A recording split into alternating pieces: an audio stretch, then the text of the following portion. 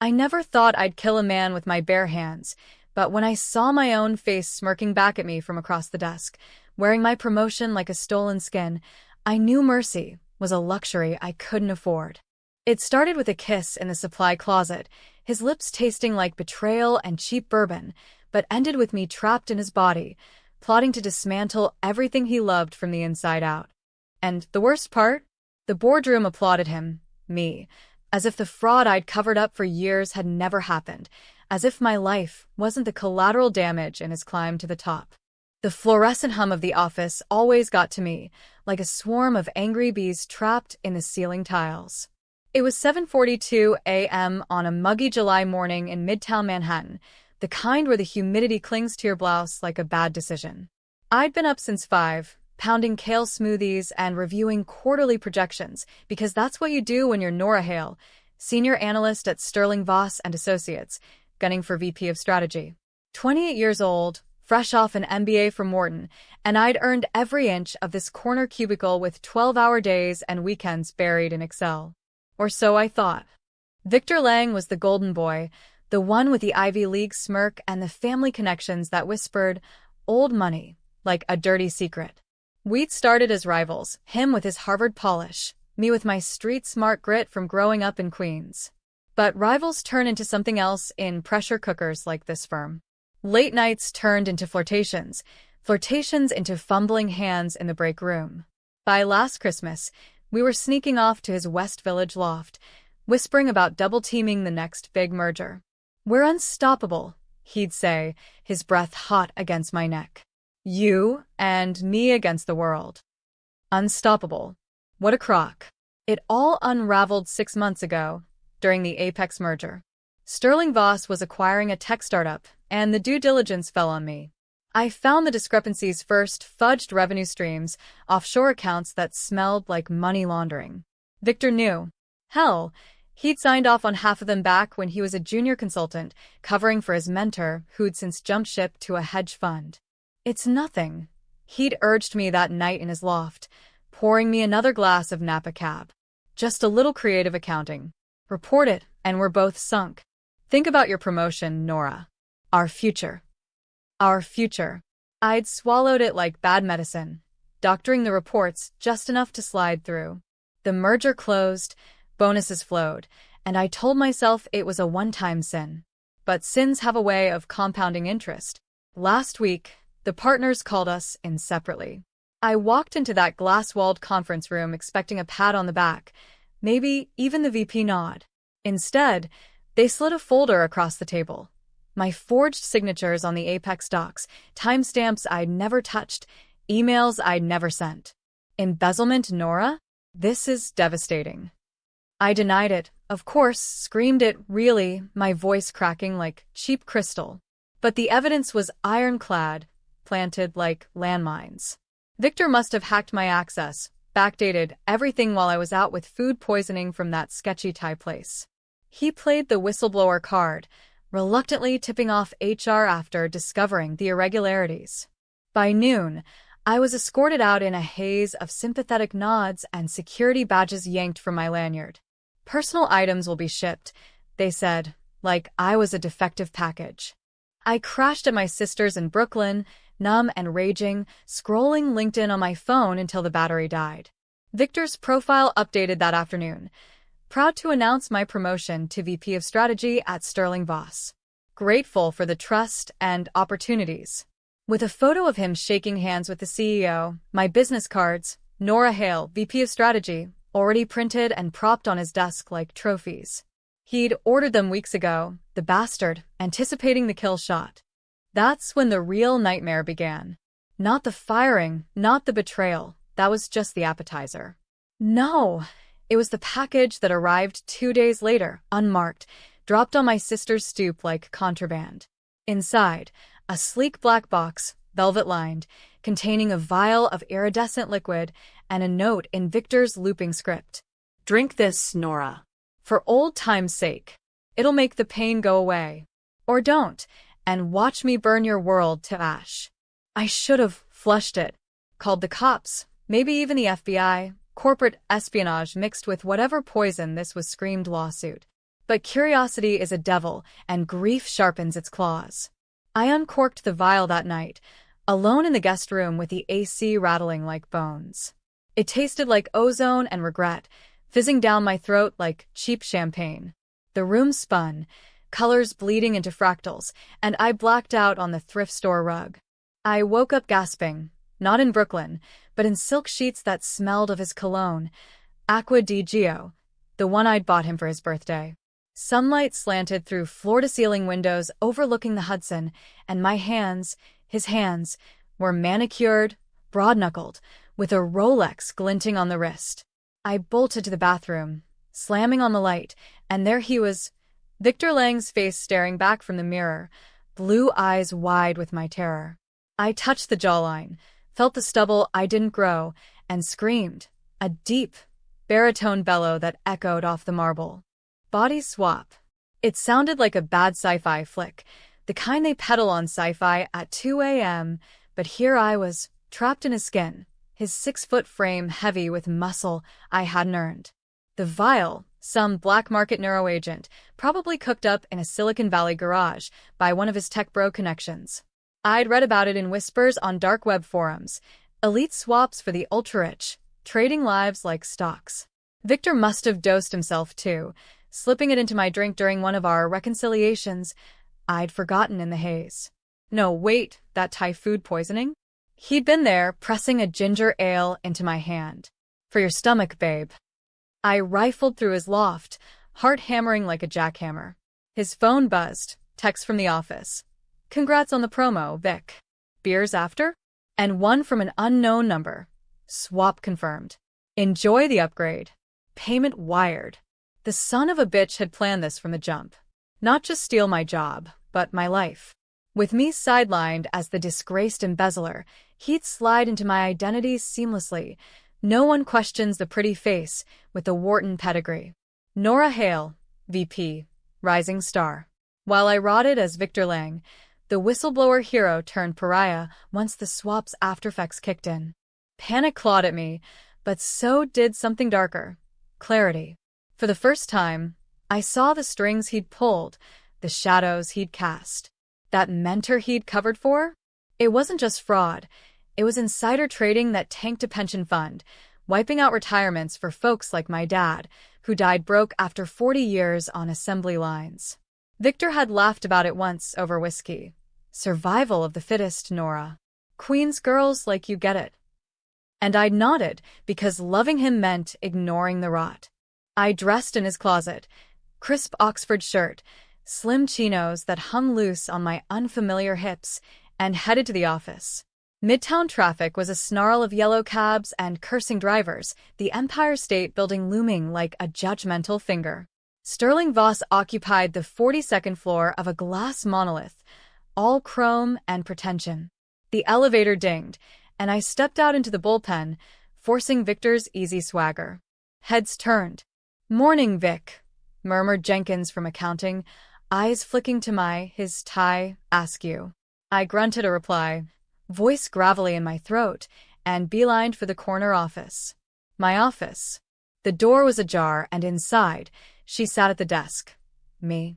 Nora Hale. In the flesh, my flesh, flipping through reports with a smile that was all teeth. She looked up, and our eyes met, hers mine, but colder, triumphant. Nora, I said, the name tasting foreign on his tongue. We need to talk. She leaned back, crossing my legs, her legs now, in my favorite stilettos. Victor. Or should I say, the new me. She slid a stack of business cards across the desk, crisp and embossed. Nora Hale, VP of Strategy. Like them? I had extras printed. Yours are in the trash, along with your career. The room tilted, rage boiling up like bile. This wasn't just theft, it was erasure. She'd walk my walk, talk my talk, bed whoever she wanted in this body while I navigated his debts, his enemies, his half-assed alibis. But I saw the crack already. The way my hand trembled slightly, the swap's neural lag hitting harder than she'd admit. You think this ends clean? I growled, stepping closer. I know everything. The Apex fraud? That was you, not me. And those offshore accounts? Trace back to your daddy's firm. Her laugh was mine, sharp and unyielding. Prove it, Vic. You're the disgraced one now. Sitcom reject in a whistleblower suit.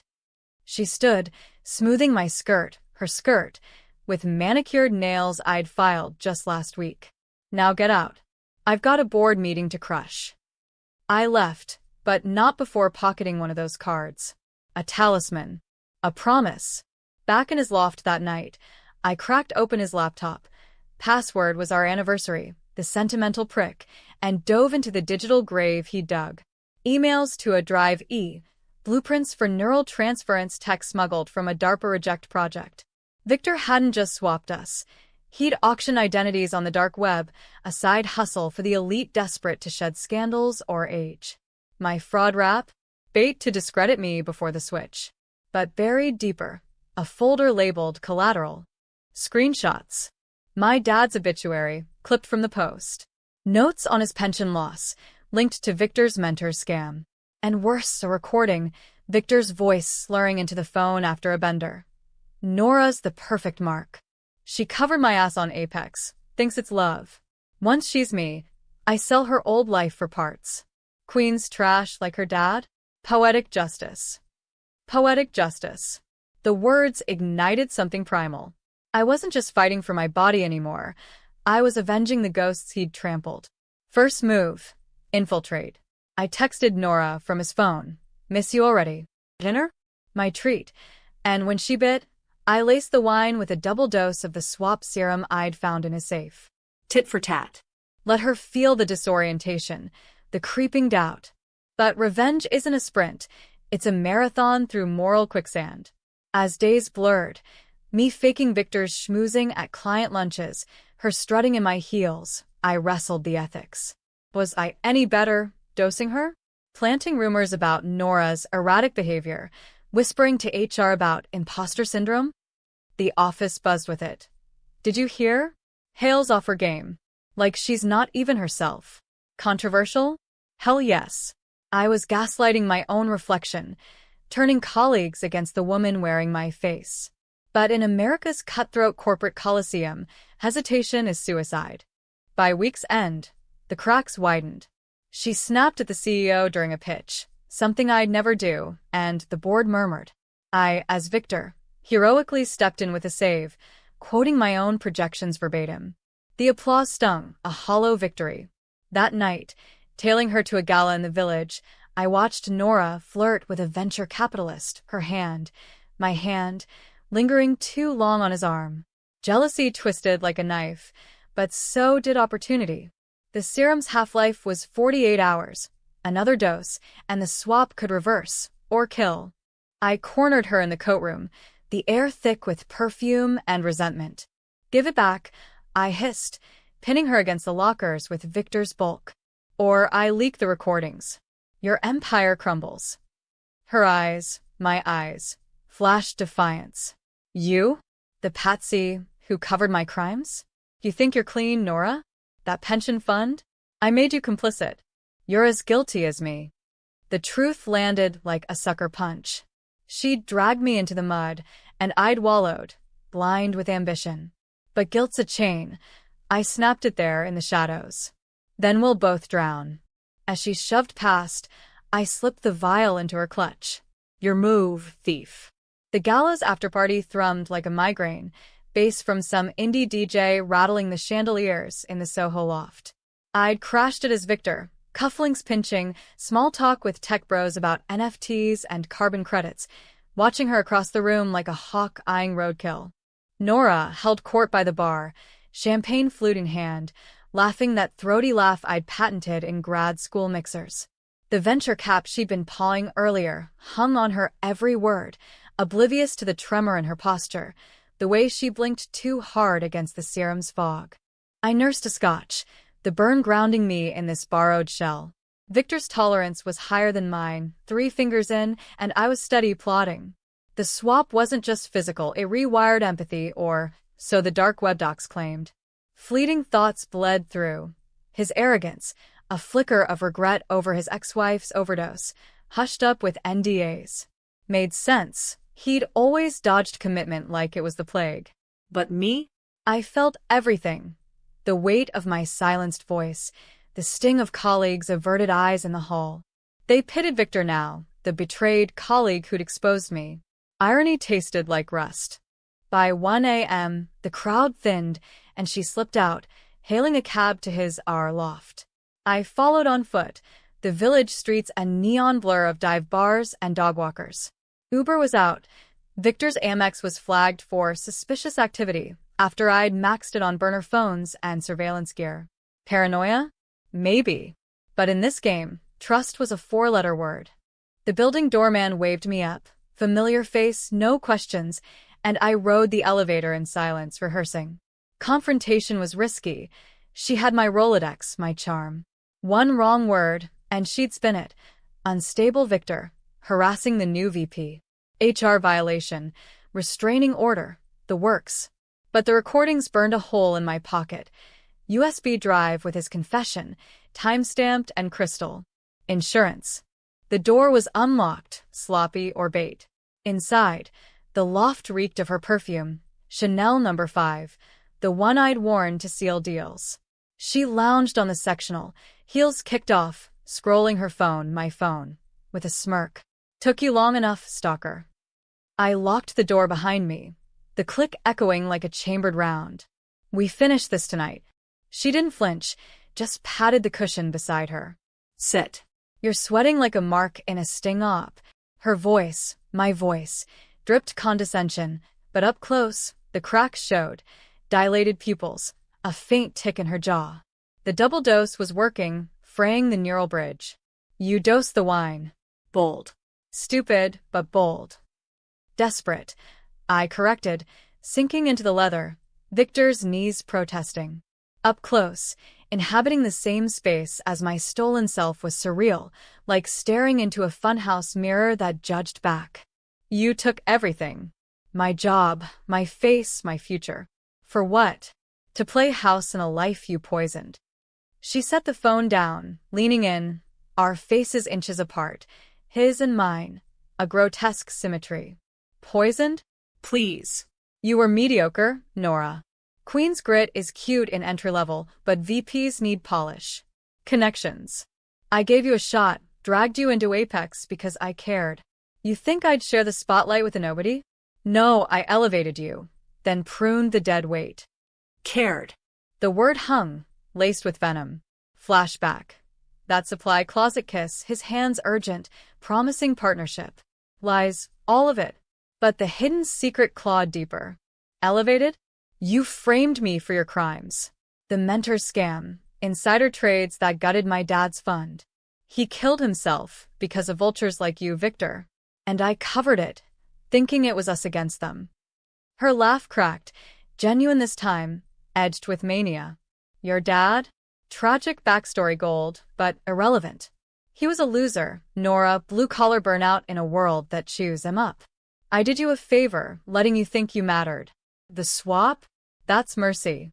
Live my life. The perks, the power. Or rot as me, dodging bill collectors and ex-cons from that bar fight in 18. Ex-cons. Another thread pulled. Victor's juvie record, expunged but not erased, assault on a bouncer. Plea bargain down. Power masked his fractures, but in this body, I felt them. The itch for control, the void ambition couldn't fill. Mercy? You're a parasite. And the board's eating it up. Nora Hale, the ethical savior. But I know the truth. You're laundering through the merger proceeds, funneling to that Cayman shell. One leak, and it's RICO charges. She surged up, face twisting, my face feral. Leak it then. From jail, as the embezzler. Who's gonna believe Victor Lang, the has-been snitch? Her hands, my hands, shoved me back, nails digging into his biceps. The contact sparked, a jolt, like crossed wires, visions flashing, her fear of aging out of the game, his thrill at the heist. The swap's bleed was accelerating. I grabbed her wrists, twisting with his strength, slamming her against the wall. Plaster cracked, a picture frame, us, smiling at a Hamptons weekend, tumbling to the floor. I don't need belief. I have proof. And now? The serum's in your blood. Another hour, and you're back to square one? Or worse. Neurological cascade. Permanent disconnect. Her breath hitched, eyes wild. You wouldn't. That's murder. Like you cared when you framed me? When you let my life bleed out for your climb? Rage crested, controversial decisions crystallizing. I'd crossed lines I'd sworn against. Dosing innocence? No, this was justice, American style, vigilante, and raw. I released her, stepping back, chest heaving. Call it karma, or call it war. She slid down the wall, clutching her head, the tic worsening. Wait. Nora, please. We can split it. Coexist. I'll give you half the accounts, the loft. Lies. I turned, pocketing her phone, my digital twin, and headed for the door. Enjoy the vertigo. I'll see you in the mirror soon. Outside, the city pulsed indifferent, fire escapes dripping condensation like sweat. I ditched the phone in a dumpster off Bleecker, then hit an all-night Dwayne Reed for energy drinks and burner sims. Plan B. Accelerate the fall. As Victor, I'd been reassigned to remote consulting, pity project, but access lingered. Midnight emails to key players, anonymous tips on Nora's inconsistencies, attached with redacted Apex docs. CC the SEC whistleblower line. Controversial? Absolutely, smearing my own name to the winds. But in the Coliseum, you fight dirty or not at all. Dawn broke bloody over the skyline as I holed up in a NoHo flophouse, cash from Victor's sock drawer buying silence. The news hit by noon. Sterling Voss VP under scrutiny for merger irregularities. My face on CNBC, composed but pale, denying everything. I watched from a cracked laptop, a ghost in a skin, as shares dipped and the board convened emergency sessions. But Victor was cunning. He didn't crumble easy. By evening, a counterstrike, my old email hacked, confessing to the frame job, painting Victor as the victim of my jealousy. Text flooded my phone. You okay, Vic? She's unhinged. Sympathy swelled, a tide turning. I had to move faster. The climax brewed at the firm's annual retreat, upstate at a Catskills lodge, all forced team building and open bars. Nora pushed it through, desperate to rally loyalty. I RSVP'd as Victor, the prodigal consultant. The drive north was a gauntlet of autumn leaves and radio static, NPR droning about wealth gaps like a bad omen. The lodge loomed rustic, log beams and craft Alesh masking the tension. Colleagues milled, awkward hugs exchanged. Jenkins clapped my shoulder. Tough break, man. But you're better off. Better off. If only. She spotted me by the fire pit, morays crackling under stars. Lang. She sneered, voice low. Come to grovel? To end it, I pulled the USB from my pocket, dangling it like bait. Full confession. Yours, not mine. Play it for the board tomorrow. Or I do. Her gaze flicked to the crowd, laughing execs, oblivious. You'd tank the firm? Jobs lost. Pensions again? Hypocrite. The irony burned. She wielded my sins like weapons, forcing the mirror. But the serum raged in her. She swayed, catching the arm of a passing intern. Help me inside, she muttered, mask slipping. I followed, the decision crystallizing. Controversial mercy, or full throttle. In the dim guest room, she collapsed on the bed, gasping. It's unraveling. The voices, yours, mine. Make it stop. Kneeling, I pressed the vial to her lips. Antidote, scavenged from his lab contacts. Drink. Reverse it. But first, resign. Anonymously tip the fraud. Or, I let it consume you. Tears, my tears, streaked her cheeks. Why? You could have it all now. Because I'm not you. The words anchored me. Betrayal's sting faded, replaced by resolve. She drank, convulsing as the swap tore free. Minutes stretched eternal. Then stillness. I blinked, and the room sharpened. My hands, slender and scarred from childhood bike crashes. Back. me. She stirred, Victor's face ashen, eyes his own. Calculating, cornered. Nora. Save it. I stood, steady in my skin. Meetings in 5. Your swan song. As he dressed, shaky, defeated, the power shifted. Not triumph, exactly, Hollow. but necessary. The boardroom at the lodge was a farce of knotty pine and bad coffee, morning light slanting through blinds like prison bars.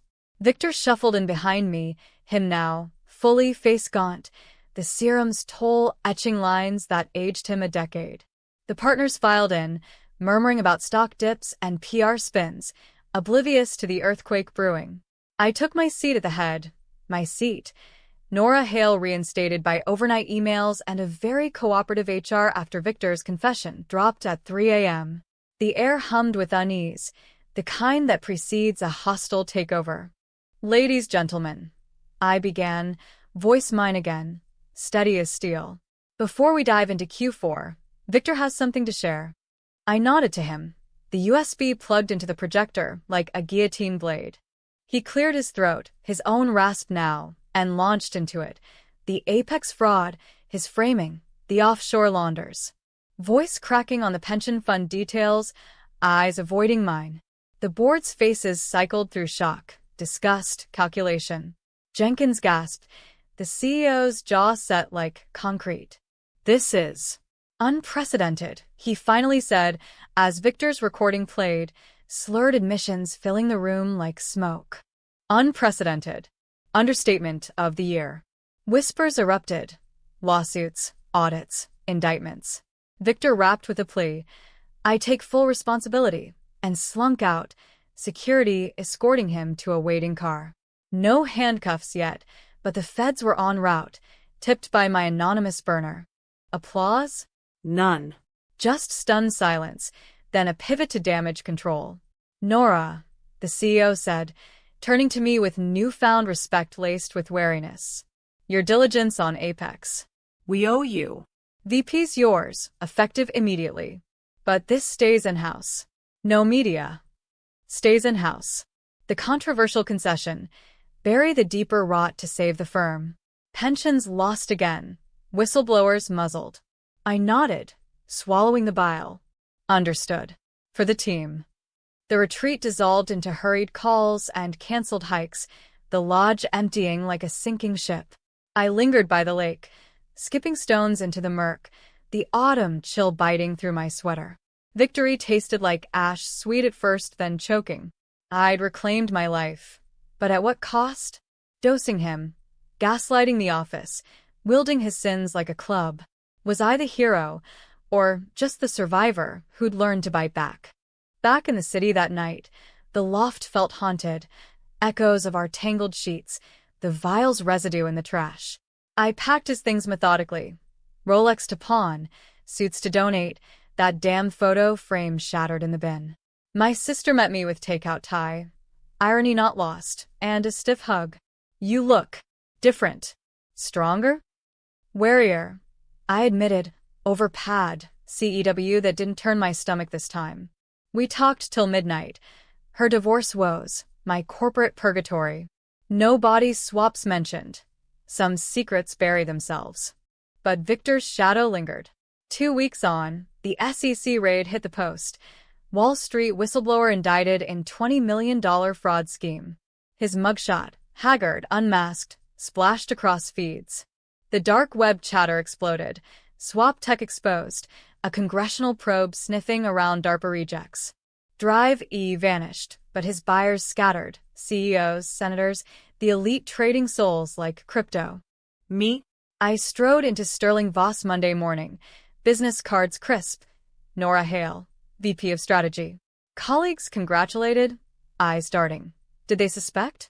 The imposter rumors died quiet, chalked up to stress. But in quiet moments, staring at my reflection, mine now, I questioned. Had the swap left residue?